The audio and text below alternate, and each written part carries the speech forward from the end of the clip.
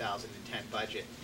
Even though we're only in the end of February, we have to get our budget ready for the April town meeting, and we have to start acting on numbers and approving budgets in the next few weeks. I will mention that tomorrow morning, I believe it's 9:30, Dr. Troughton? That's right. Tomorrow morning at 9:30, we will be having a budget forum here at the middle school in the large group room, and anyone who can make it is invited to attend. And the main purpose of that is for us to tell you about the budget issues, but for you to provide input to us as to what issues you think we should be focusing on, and to see if there are any ideas as to how we might spend differently or where we might cut if we have to cut, which right now it appears we will. So, David, I don't know if you wanted to get us started here, and then we can just start discussing ideas for cuts and what we might need to do. Well, yes, I listed out in the memo that I sent to the school committee on Friday some topics that I think would be helpful to discuss among the committee members, and also to let the community know about some of the work that's going on as we plan the FY 2010 budget. So I put together sort of an order here. I thought that it might be helpful, again, to make sure that everyone is clear on how we arrived at the FY 10 available funds budget. And we'll take a look at some of the drivers of that budget. I know we've reviewed it several times, but I think it would be helpful to do that. Then I think that we might want to touch briefly on the effort of the town administrator to take a look at this very huge issue around health insurance. And there's been quite a bit of discussion over the last year about moving to the so-called GIC insurance.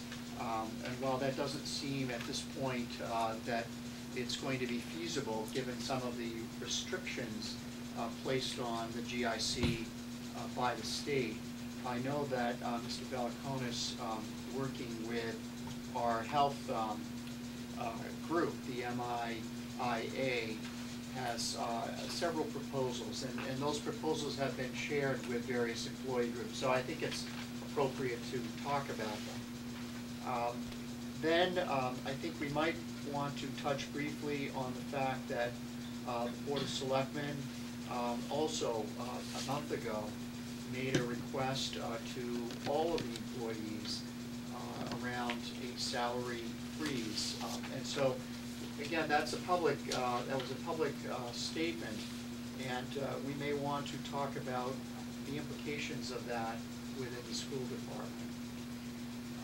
And then I'd like to go back to the reductions, the level 1 reductions that were made at our last meeting, and then sort of recap where we are, and again go over the second tier of reductions, knowing that those reductions have not been approved by the school committee, but we have done a little bit of refinement on those, and I think we should take a second look at them. And then I also think that we might want to have a discussion about the federal stimulus plan and the potential for how that might affect the school department with new monies. And that's what I'm hoping to accomplish tonight. And then, as Mr. Webster said, tomorrow morning at 9:30, and then again a week from tomorrow, Tuesday evening, the 3rd, thank you, at 7 o'clock, we'll repeat the budget forum. I know that an Alert Now email was sent out to all parents in the school department on Friday. And so over the weekend, parents and staff should have received an invitation to this forum. But the forum is open to anyone within the community to attend. It'll probably be about an hour, and it's just designed to, not just, but it's designed to gather input about all of these topics. And then on on March 9th, the formal budget presentation. So that's sort of a sketch of what I'd like to go over tonight. So if we can turn to the available funds budget, and I didn't really talk to you, but I don't know if you want to talk again about the drivers, is that, Sure. which is, You mean available funds on or? the available, no, I'm sorry. Level No, services. level services, level services budget. You know, the level services budget for FY10 takes the same staffing level, the same, basically the same programs, moves it forward by 1 year. And I think we've said again and again that that budget represents about $1.7 million more than the current fiscal budget. And the drivers on that budget come primarily from salaries, because the salaries represent the largest portion of our budget. And if you start to break out the salaries, I think a couple of points are worth reviewing. One, that in next year's budget, the school committee has already approved, or agreements have been reached last spring, a year ago, with paraprofessionals, custodians, food service, secretary, and non-union, non-administrative groups for step raises and cost of living raises. And generally, those contracts are 3-year contracts.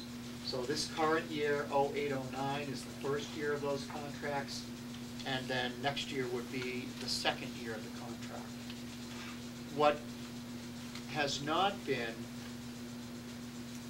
agreed upon would be the contracts with the North Reading Education Association and with the Administrative Association.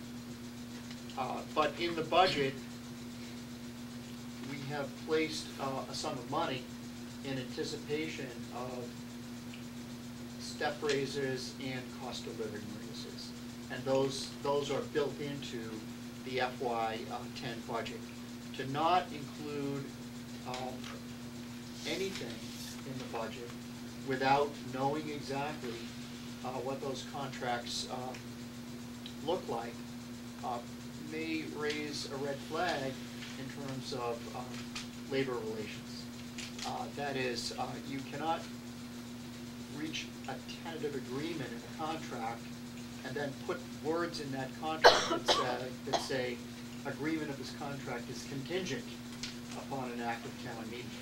That is not a fair labor practice, and no one would reach a tentative agreement on that.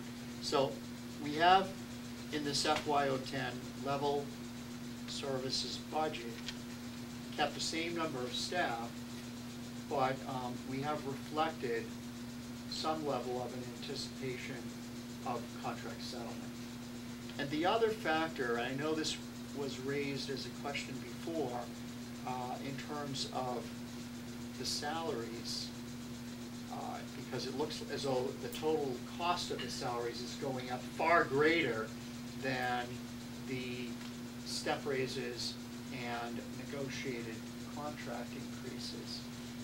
And that is that there are, I believe, 5 additional teachers, Yeah, 5 positions. 5 yes. positions that were reflected in this budget, not as new positions. They're positions that are currently in place this year, but that grew out of the increase from 08 to 09.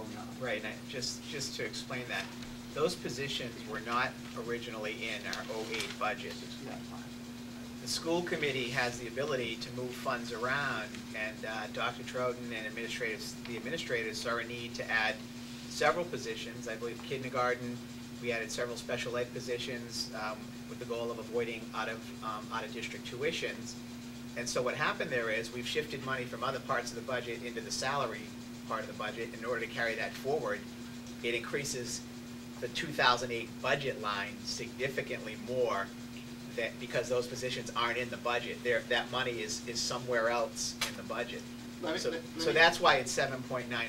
One of the main reasons we're looking at a 7.9% increase. And Mr. Nelson did go through this, but again, it's worth reviewing, because I don't want, I think questions should be asked, and we should do the best that we can to try to answer those. But remember that pyramid that I generated last year, and when town meeting approved our budget last year, we had 14 positions planned, and all of those 14 positions were staffed: art, music, physical education, some high school positions.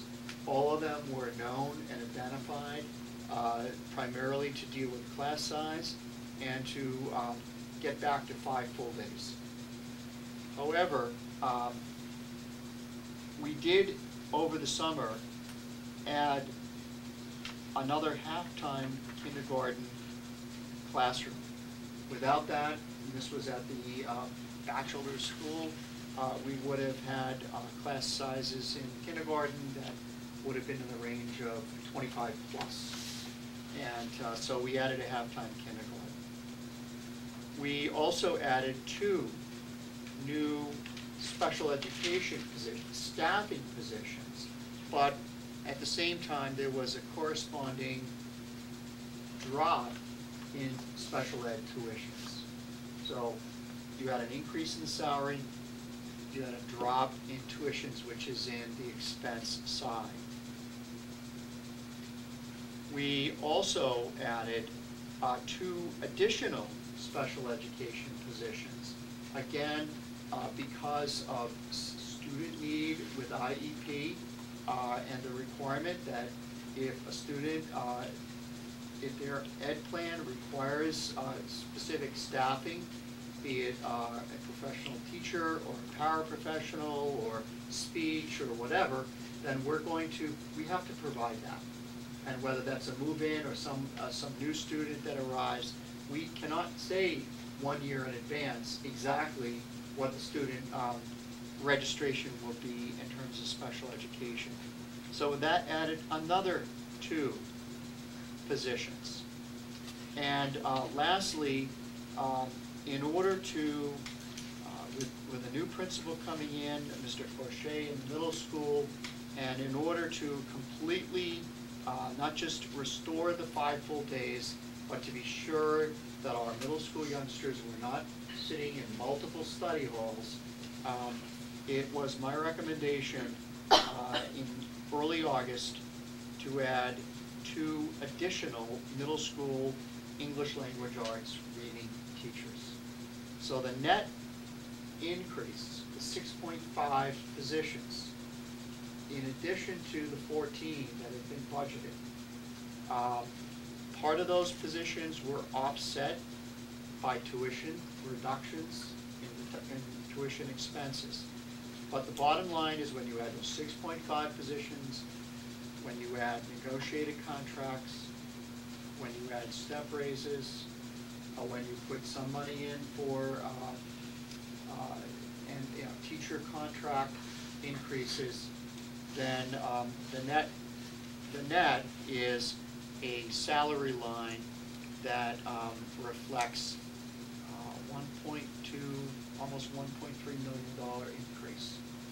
So those, Carl, those, say 6.5 positions would impact the budget somewhere of $300,000 plus, correct? Yes. Bear in mind, though, that we did reduce sped tuition slightly. Right, but we also know that we're going to be hit with a pretty big increase in sped tuitions next year. Yes. So it's really, and the bottom line is, once you put those salaries on there, if you're going to carry them forward, those are all ongoing recurring costs that we can't. You don't recoup that. Right, you don't recoup that. And I think the other major increase, so that there are 2 major increases that contributed to the increase being 7.9% rather than, say, between 5 and 6, the other being expected increases in special ed tuition, correct? Yes, the other drivers include increases in special ed tuition, reflecting about $277,000